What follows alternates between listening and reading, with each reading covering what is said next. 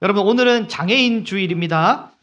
장애인 주일인데 여러분, 주변에서 우리는 장애인들을 쉽게 만나고 또 볼 수 있습니다. 여러분, 평소에 장애인들을 바라보실 때 어떤 시선과 어떤 눈으로 보십니까?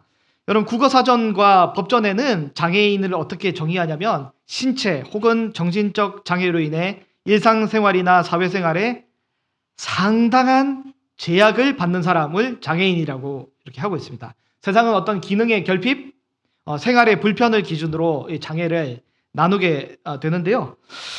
조금만 우리가 깊이 생각해 보면 우리 중에 그 누구도 사실은 정도의 차이는 있겠지만 누구도 이 장애에 대해서 완전 자유롭지는 못합니다. 우리는 사고나 질병으로 인해 언제든지 육체의 장애를 얻을 수 있고 또 이미 때때로는 마음의 상처를 입고 영적인 어둠 혹은 성격의 결함 아니면 관계의 장애, 보이지 않는 장애를 안고 살아가는 사람이 바로 우리들 아닙니까? 크고 작음의 정도가 있지 누구나 어느 정도의 장애가 있습니다.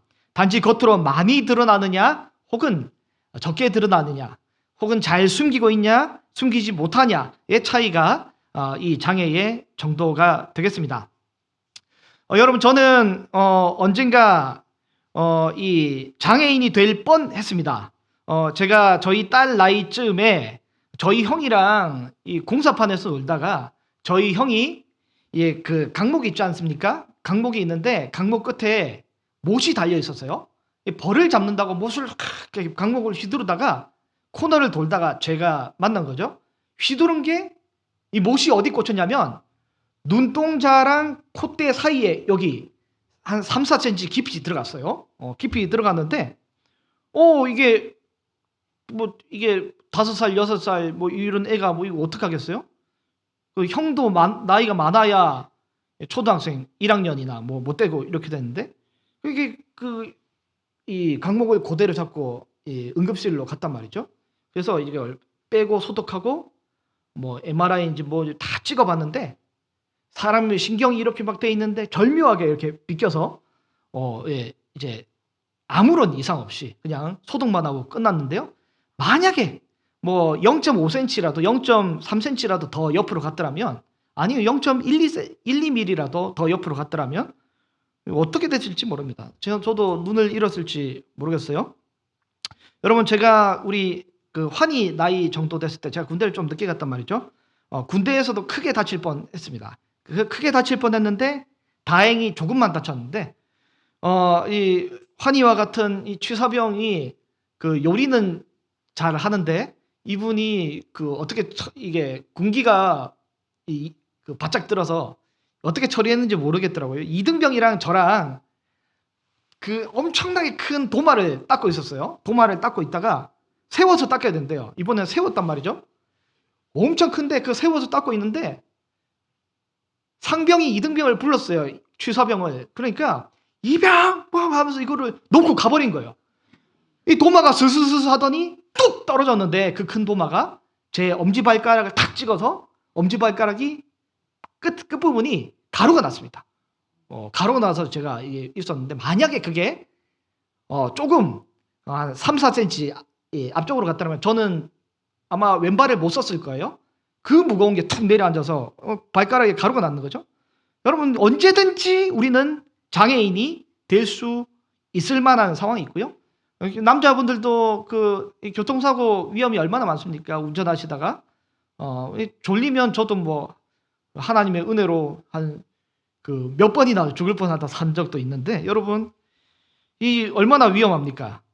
우리가 온전한 모습으로 앉아 있는 것은 여러분 우리의 실력이 아니라 하나님의 어떤 전적인 보호하심이지 우리가 잘나서 그런 게 우리가 뭐 온전해서 그런 게 아닙니다. 그렇기 때문에 장애인은 도와줘야만 하는 불쌍한 존재가 아니라 사실은 그들이랑 우리랑 똑같은 존재고 하나님의 보호 아래 함께 걸어야 하는 그런 사람인 거죠. 현수막을 이게 만들면서 장애인 주의를 만들면서도 장애인을 잘 숨겨놨습니다. 우리 중에 그 누가 뭐 한 명 섞여 있는 분이 장애인이신데요. 섞여 있단 말이죠. 오늘 본문에 나오는 맹인, 요한복음 9장에 나오는 맹인은 제자들이 그를 죄인이라는 시선으로 우리랑 전혀 다른 존재로 보고 있습니다. 우리랑 전혀 다른 존재. 그런데 예수님은 그러지 않다고 하나님의 영광이 드러날 만한 귀한 통로라고 지금 말씀하고 계십니다. 저 사람도 나와 똑같은 하나님의 영광을 위해 부름받은 이 한 사람, 우리와 똑같은 성정으로 봐야 된다고 이 이야기를 하는 거죠. 여러분, 그 개혁주의 신학자 헤르만 바빙크는 뭐라고 하냐면, 인간은 죄로 인해 그 전인적인 장애를 입었으나 예수 그리스도의 은혜로 서서히 회복되어 가는 존재라고 보고 있습니다. 여러분, 교회 안에는 의인들만 모여 있는 것이 아니라 교회는 죄인들의 집단 아닙니까? 그래서 우리 교회는 훌륭한 분들만 모였지만 다른 교회는 이상한 분들이 많이 모여 있지 않습니까? 여러분, 아닙니까? 우리도 그렇습니까? 여러분, 모르겠습니다. 여러분, 교회는 건강한 사람들만의 모임이 아니라 이 병든 자의 모임입니다. 그렇기 때문에 가정에서도 그렇고 교회에서도 그렇고 특별히 이 유별난 사람들이나 독특한 사람들이 굉장히 많이 있어요. 여러분, 이게 비정상이 아니라 정상입니다. 이 병원에 가면 환자가 많이 있듯이 교회에 오면 은혜가 필요한 사람들이 많이 모이게 되어 있어요. 여러분, 뭐 은혜가 필요 없으십니까? 아닌 척하고 계신데 저도 여러분도 은혜 없으면 살아갈 수 없는 이 죄인 아닙니까? 아닙니까? 저만 죄인이었네? 참나. 제가 이제 또 지켜볼 겁니다, 여러분들. 네. 여러분, 요한복음 9장에는 이 장애인은, 시각장애인은 예수님을 알아봅니다. 그러나 종교 지도자들은 온전한 척하고 있지만 예수님을 알아보지 못합니다. 장애인은 예수님을 만나서 눈이 떠지고 고쳐졌지만 그러나 종교 지도자들은 예수 그리스도를 만나도 눈이 떠지지 않고 여전히 영적인 장애로 남아 있습니다. 이 시각장애인은 예수님을 만나 영적으로 살아나게 되지만 종교 지도자들은 예수님을 만나면 어떡합니까? 도리어 예수님을 죽이려고 합니다. 여러분, 오늘 우리가 스스로를 되돌아보며 우리의 장애는 뭔가 한번 살펴보았으면 좋겠습니다. 여러분, 우리의 장애는 무엇입니까? 또 우리의 신앙의 어려움은 무엇입니까? 내가 예수님을 만나야 되는데, 내가 지금 오늘 예수님을 만나야 되는데, 내가 예수님을 만나야 되는 것을 이 바짓가랭이를 붙잡고 있는 여러분, 그 장애는 뭡니까? 그것은 무엇입니까? 여러분, 누가복음에 보면 부자 청년은 이 재산이 많기 때문에 바늘길을 통과 못하잖아요. 그리고 어떤 사람들은 믿음이 부족해서 세상이 두려워서 예수님 앞에 나아가지 못하는 경우가 많이 있습니다. 여러분, 내가 신앙생활하고 예수님께 나아가는 것을 막는 방해는 무엇입니까? 여러분, 습관입니까? 아니면 사람입니까? 여러분, 이 가족끼리 다투고 싸우면 기도가 막혀요. 안 됩니다. 그리고 어떤 사람들과 싸우거나 미워하게 되면 은혜가 들어올 수 있을 통로가 막혀버립니다. 그렇기 때문에 우리의 신앙을 막는 어려움을 찾아내서, 여러분, 그 장애와 그 어려움들을 찾아내서 없애야 되는 것이 우리의 사명입니다. 여러분, 예배 드릴 때 우리가 그런 은혜가 있으시기를 바랍니다. 오늘은 보내심이라는 단어로 본문을 한번 살펴볼 텐데요. 오늘 본문에서 첫 번째 우리가 살펴볼 것은 뭐냐면 하나님이 예수님을 보내주셨습니다. 여러분, 하나님이 우리를 위해 예수님을 보내주셨습니다. 예수님은 우리의 영적 장애를 고치기 위해 이 땅에 하나님의 보내심을 받아 오셨단 말이죠. 예수님은 이 나를 보내신 이의 뜻을 따라 제 일을 행하겠다라고 오늘 본문에 3절에 이야기를 하고 있습니다. 오늘 본문 3절 말씀을 같이 한번 읽어 보겠습니다. 예수께서 대답하시되 이 사람이나 그 부모의 죄로 인한 것이 아니라 그에게서 하나님이 하시는 일을 나타내고자 함이라. 아멘. 예수님은 하나님의 뜻을 행하고자 하십니다. 요한복음 3장 16절에 하나님이 세상을 이처럼 사랑하사 독생자를 주셨으니 이는 그를 믿는 자마다 멸망하지 않고 영생을 얻게 하려 하심이라 라고 기록이 되어 있습니다. 예수님은 이 어두운 세상에 빛으로 보내심을 받아서 빛으로 오셔서 예수님이 이 땅에서 빛의 역할을 감당을 하십니다. 하나님이 예수님을 우리에게 보내주신 그 이유는 바로 어둠 가운데 있는 우리에게 빛을 전달하기 위해 오셨다는 말이죠. 여러분, 그래서 이 5절 말씀에 보면 예수님이 말씀합니다. 내가 세상에 있는 동안에는 세상의 빛이로라. 예수님이 계신 그 순간, 그 동안은 빛이 비치는 것입니다. 그런데 4절에 보면 때가 아직 낮음에 나를 보내신 이의 일을 예수님이 하신다고 말합니다. 아직 낮이기 때문에 예수님은 열심히 일하시는 거죠. 곧 이 어둠이 임하기 때문에 예수님은 열심히 하나님의 부르심을 받아 일을 하고 계십니다. 심지어 안식일에도 일하시는데 여러분, 요한복음 5장에 베데스다의 연못에 있던 38년 된 병자를 예수님이 고쳐 주셨는데 그날이 무슨 날이었습니까? 안식일 아니었습니까? 근데 유대인들은 계속 이 시비를 겁니다. 왜 안식일에 사람을 고쳤냐? 왜 안식일에 하지 못할 일을 했냐? 여러분, 근데 유대인들은 안식일에 뭘 하냐면 할례를 합니다. 할례. 난지 8일 만에 할례를 받아야 되기 때문에 안식일이라고 할지라도 할례를 합니다. 왜냐하면 할례를 통해 언약에 들어가고 온전해진다라고 생각했기 때문입니다. 근데 예수님이 하시는 논지가 뭡니까? 안식일에 할례도 하면서 안식일에 머리부터 발끝까지 전신을 온전하게 하는 그 일, 왜 사람을 살리는 일은 못하냐라고 우리 주님이 말씀하셨지 않습니까? 여러분, 육체를 못 보는 맹인을 만나 예수님은 육체의 어떤 질병을 고쳐주는 것을 넘어 영적인 시력까지 고쳐주시기를 원하고 계십니다. 하나님의 계획 때문에 예수님은 지금 이곳에 오셨고 아직은 낮이기 때문에 예수님은 이 일을 행하시고 이 낮이 금방 지나가고 금방 밤이 올 거기 때문에 예수님의 마음은 너무 급합니다. 너무 급합니다. 예수님은 이 하나님의 일을 행하고자 하는 거죠. 근데 제자들은 하나도 급하지 않은 것처럼 보입니다. 오늘 본문 2절 말씀을 보면 뭐라고 하냐면 제자들이 이렇게 이야기를 합니다. 라비어, 이 사람이 맹인으로 난 것이 누구의 죄로 인함이니까? 자기니까? 그의 부모니까?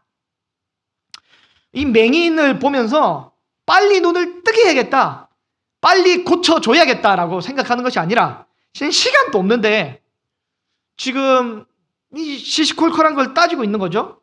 누구의 죄인지, 부모의 죄인지 스스로의 죄인지 그 원인을 분석하려고 합니다. 여러분, 교회 안에 때때로 알 수 없는 이유로 몸이 아픈 사람과 병든 사람이 있습니다. 여러분, 그 사람의 이 질병의 원인을 여러분 파악하려고 하지 마시기 바랍니다. 여러분, 교회 안에 알 수 없는 이유로 고통을 받고 또 이 심각한 어려움과 장애를 겪는 사람들이 있는데요. 여러분, 그 원인에 대해서 여러분 알려고 하지 마시길 바랍니다.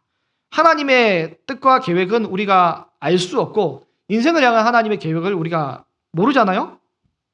우리는 이 고난의 원인을 모릅니다.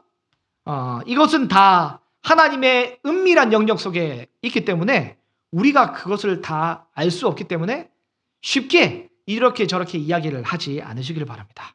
여러분, 그러나 우리는 고난의 원인은 모르지만 고난의 목적은 알고 있습니다. 목적은 무엇입니까? 3절 말미에 보면 이 일을 통해서 하나님의 하시는 일을 드러내고자 하나님이 하시는 것입니다. 여러분, 우리는 원인은 모르지만 목적을 알고 있단 말이죠. 그렇기 때문에 고통의 원인을 캐묻는 이 정죄의 신학을 멈추고 우리는 고통을 통해 일하시는, 고통을 통해 하나님의 영광을 드러내실 그 영광의 신학으로 나아가야 될 줄로 믿습니다. 여러분, 하나님이 이 고통을 해결하는 치료의 과정을 통해 하실 그 일, 그 과정, 하나님이 이 치료의 결과를 통해 드러내실 그 일, 즉 어떻게 하나님의 영광을 드러내실까, 거기에 주목하실 수 있는 저와 여러분 될 수 있기를 소망합니다. 오늘 본문의 다음으로 예수님이 맹인을 보내십니다. 오늘 두 번째 꼭지인데요. 예수님이 맹인을 보내십니다. 여러분, 그 맹인은 예수님에 의해 실로암 연못으로 보냄을 받았습니다. 여러분, 실로암의 뜻은 보내심을 받은 곳, 보내심을 받은 자라는 그런 뜻입니다. 여러분, 그 실로암 연못으로 가는 동안의 과정을 우리 주님이 알려주시는데요. 침을 뱉어서 진흙을 이렇게 반죽해서 눈에 발라주십니다. 여러분, 그 광야가 촉촉한 공간이 아니잖아요. 그 먼지가 많이 휘날리는데 침을 얼마나 많이 모아야 이 진흙을 이렇게 이길 만큼 모으겠습니까? 어쨌든 한 10분 모았는지 20분 모았는지 이렇게 모으셔가지고 예수님이 진흙을 발라서 이상한 방법을 쓰세요. 그냥 가서 치료되었다 하시면 되지. 그리고 주님이 진흙을 바른 다음에 물 가까이 있는 거 가지고 있어봐 하고 이렇게 씻어주시면 되지. 굳이 실로암 연못까지, 실로암 연못이 꽤나 멀어요. 거기까지 이제 내려가라고 말씀하고 있지 않습니까? 여러분, 맹인이기 때문에 어디인지 사실은 이게 왔다 갔다 눈 감고도 가는 거는 어려운 일이 아닙니다. 베테랑입니다. 눈 감고 왜 못 가요? 갈 수 있습니다. 근데 가는 동안에 이 진흙으로 인해 눈이 얼마나 따가웠겠습니까? 그리고 가는 동안에 타인의 시선으로 인해 얼마나 또 그 낯이 뜨거웠겠습니까? 진흙을 이기고 이렇게 가는데, 그러나 가는 동안에 그거보다 더 따스한 성령님이 그 영혼의 눈을 만지시고 계심을 그는 아마 느꼈을 것입니다. 그래서 예수님이 보내신 곳으로 가서 실로암 못에 씻었더니 치료가 되고 회복이 된 역사가 나타나게 되었습니다. 예수님이 왜 진흙을 사용하셨습니까? 우리 창세기 2장에 보면 흙을 빚어서 사람을 만드는데, 예수님은 지금 이 소경의 눈에 흙을 빚어서 어떻게 하시냐면 눈 부위를 재창조 작업을 하고 계십니다. 처음부터 태어날 때부터 어둠이었는데 이에게 빛을 만들어 주시고 선물해 주시는 역사를 진흙을 통해서 나타내 주고 계십니다. 여러분, 그리고 실로암에 가서 왜 이걸 씻게 합니까? 실로암 물이 깨끗해서 거기도 씻으라고 합니까? 여러분, 실로암은 이 단순한 세척 작업이 아니라, 이 실로암은 사실은 이 유대 정결 예식 때 쓰이는 물을 길러오는 공간입니다. 다시 말해서 그를 정결 예식을 통해 그리스도의 대속적인 씻김을 통해서 어떤 성전 공동체로 합법적으로 들어올 수 있도록 우리 주님이 만들어 주시고 계십니다. 어떤 사회적인 종교적인 제약을 벗어서 이제는 성전 공동체 안에 들어갈 수 있는 그 사람으로 우리 주님이 만들어 주고 계신 거죠. 우리 주님은 우리의 고난과 역경, 또 우리의 이 건강, 이 장애를 극복하고 이기게 하심으로 단순히 건강만, 또 우리 삶의 문제만 해결되게 하시는 것이 아니라 이 과정과 이 일을 통과하여서 우리로 하여금 진짜 성전 공동체로 들어오게 하고 진짜 예배자로 서게 만들어 주시려고 하나님이 이 영광스러운 일을 계획하고 계신 것입니다. 여러분, 우리는 하나님이 하시는 일을 전혀 모릅니다. 소경은 그 과정과 결과를 모조리 예수님께 맡겨드리고 있습니다. 예수님의 치료의 과정이 우리의 생각과 다를지라도, 예수님의 치료의 방법이 우리의 생각과 다를지라도 예수님께 맡겨드렸더니 놀라운 결과가 나타나지 않습니까? 우리 주님 앞에 어떤 요구, 어떤 방법, 어떤 과정이 될지라도 여러분 말씀을 묵상하시고 또 이 설교 말씀을 듣고 성경을 읽는 그때 우리 주님이 우리에게 와닿게 해주시는 그 메시지에 우리는 믿음으로 이 용기 있는 믿음으로 반응하게 될 때 기가 막힌 하나님의 은혜의 역사가 우리가 알 수 없는 방법으로 이루어지게 될 줄로 믿습니다. 여러분 그런 은혜가 있으시기를 바랍니다. 마지막 세 번째로 예수님이 우리를 우리의 자리로 부르십니다. 여러분 우리는 실로암으로 이제 보내심을 받은 그 자리로 우리는 나아가야 하는 것이죠. 예수님은 맹인을 씻고 회복한 이후에 온전하게 된 이후에 그의 삶의 자리로 다시 한번 보냅니다. 맹인은 그의 삶의 자리로 되돌아갔습니다.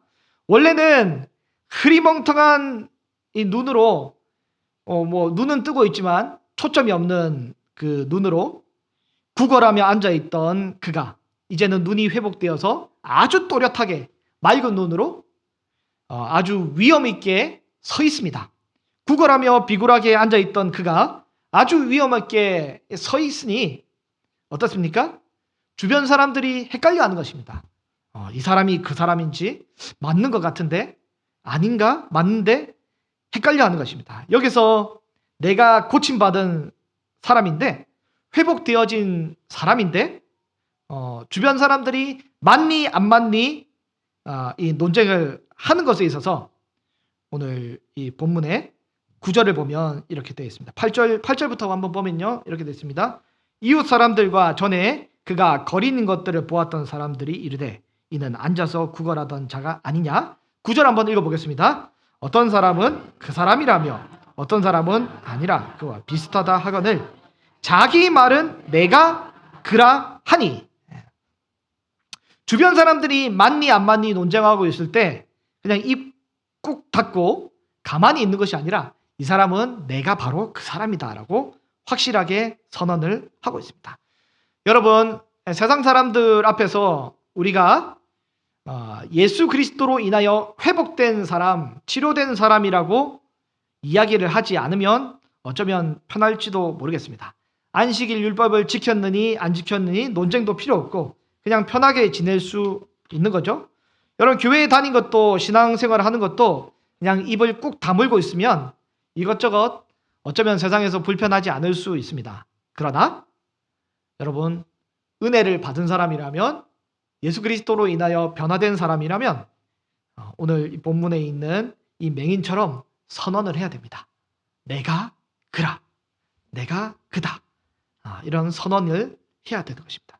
여러분 내가 그다라는 이 선언은 예수님의 선언과 단어는 같습니다. 문장이 같습니다. 예수님이 에고 에임이라고 하며 내가 그다. 나는 스스로 있는 자라고 이 고백하는 그 문장과 똑같은 문장이지만 뜻은 전혀 다른 뜻입니다. 예수님은 내가 스스로 있는 하나님이다 라고 예수님 말씀하고 계시지만 맹인은 지금 뭐라고 하고 있냐면 이 뜻이 뭐냐면 나는 스스로 있지 않고 예수 그리스도 때문에 눈이 회복된 믿음의 사람이다라는 은혜로 서 있다라는 그 고백입니다. 원래는 나는 앞을 보지 못하는 소경이나 그리스도를 만나 이제는 볼 수 있게 된 바로 그 사람이다 라고 하는 그 고백 아닙니까? 여러분 이렇게 고백을 했더니 맹인의 인생이 갑자기 위기가 발생하게 됩니다. 회복된 맹인을 이 성전에서 사람들이 핍박하기 시작하는 것입니다. 왜 핍박했습니까? 예수님이 회복시켜 주셨으면 하나님께 영광을 돌려야 할 것인데 예수님이 하신 일의 방식과 과정 때문에 시비를 걸기 시작합니다. 여러분 은혜의 회복의 원인이 뭡니까? 바로 예수님이 고쳐주신 거 아닙니까? 그런데 이 사람들은 은혜의 원인을 분석하기보다는 은혜의 방법과 결과를 분석을 했습니다. 어떻게 했습니까? 왜 안식일에 반죽을 하냐? 왜 굳이 안식일이냐? 왜 굳이 진흙을 이겨서 침을 바르며 미신적인 방법으로 그를 고쳤냐? 이런 식으로 그 방법과 결과를 지적하고 있습니다. 여러분, 하나님의 은혜는 어떤 방법으로 어떤 과정으로 우리에게 임할지 우리는 모릅니다. 하나님이 우리를 고치시는 과정은, 하나님이 사람을 살리시는 방법은 우리는 전혀 알 수 없습니다. 때때로는 사람이 질병 가운데 죽을 수도 있고, 또 때때로는 사람이 질병 가운데 회복되어 살아날 수도 있는 거죠. 또 때때로는 사람이 온전히 나을 수도 있고, 또 때때로는 낫지 않고 그것을 끝까지 가져갈 수도 있는 것인데요. 여러분, 이 과정이나 방법이 중요한 것이 아니라 이 모든 과정과 방법을 사용하셔서 결국에는 합력하여 선을 이루시고 예수 그리스도를 믿게 하고 예수 그리스도 안에 있는 그 진리를 발견하게 만들어 주시는 그 하나님이 중요한 거죠. 여러분, 그 원인이 중요한 것입니다. 하나님께서 이끌어 주시는, 인도해 주시는 그 계획을 우리는 알 수 없기 때문에 우리는 하나님께서 주시는 그 은혜의 어떤 과정이나 방법도 중요하지만 은혜의 원인 되신 예수 그리스도를 우리가 기억하고 주목해야 될 것을 오늘 본문에서 말씀하고 계십니다. 여러분, 말씀을 한번 정리해 보겠습니다. 우리 예수님은 하나님께서 우리의 영적인 고통과 장애를 해결하기 위해 어둠에 속한 우리에게 빛 대신 예수님을 보내주셨습니다. 우리의 고통과 장애의 원인을 주목하지 말고 우리는 고통과 장애를 고치실 그 과정과 결과에 주목을 해야 할 것입니다. 우리는 우리의 영적인 장애를 고치기 위해 예수님께서 오늘도 우리를 실로암으로 보내십니다. 우리는 주의 주시는 말씀을 따라 하나님이 보내주신 그곳에서 우리는 서야 할 것입니다. 우리는 때때로 성공과 은혜, 이런 것의 결과에 주목하지 말고 은혜를 주시는 원인 대신 예수 그리스도께 주목을 해야 합니다. 예수님이 우리를 우리의 자리로 부르시고 우리를 회복시키시고 또한 우리를 우리의 자리에서 새로운 사람이 되게 해주셨는데 우리는 입을 꾹 닫고 가만히 있는 사람 되지 않기를 바랍니다. 오늘 본문 4절을 보면 때가 아직 낮이기 때문에 나를 보내신 이의 일을 우리가 해야 한다고 예수님 말씀하고 있습니다. 밤이 되면 그때는 아무도 일할 수 없다라고 말씀하고 있습니다. 우리는 우리의 삶의 자리에서 오늘도 우리의 부름받은 그 귀한 사명을 믿음으로 잘 감당할 수 있는 저와 여러분 될 수 있기를 간절히 소망합니다.